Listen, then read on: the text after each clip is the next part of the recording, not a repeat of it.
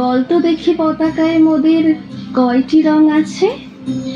শিক্ষক এসে শুধালেন হেসে দ্বিতীয় শ্রেণীর কাছে। একসাথে মিলে সব ছেলে বলে চিৎকার করে জোরে, তিনটি বর্ণ রয়েছে রাঙানো জাতীয় পতাকা জুড়ে। শ্রেণীর পিছনে বেঞ্চের কোণে শিশু ছিল এক বসে। পতাকার মাঝে 5 রং আছে, বলল সে মৃদু ভাষে। কথা তার শুনে বাকি শিশুগণে হেসে খায় লুটোপুটি।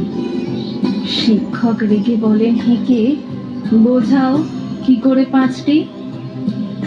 মাথা নিচু করে ভয়ার্ত স্বরে সরল শিশুটি বলে, উপরে গেরুয়া, মাঝখানে সাদা, সবুজ আছে তার তলে, আর আছে আঁকা গোলাকার চাকা, নীল রং আছে এতে।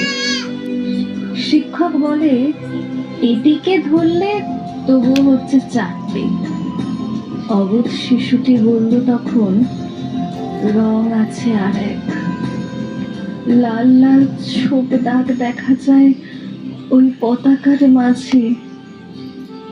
বাবাকে যখন আনলে ওরা, কফিনের ঢাকা খুলে জড়ানো রয়েছে দেহখানা তার পতাকার ফুলে।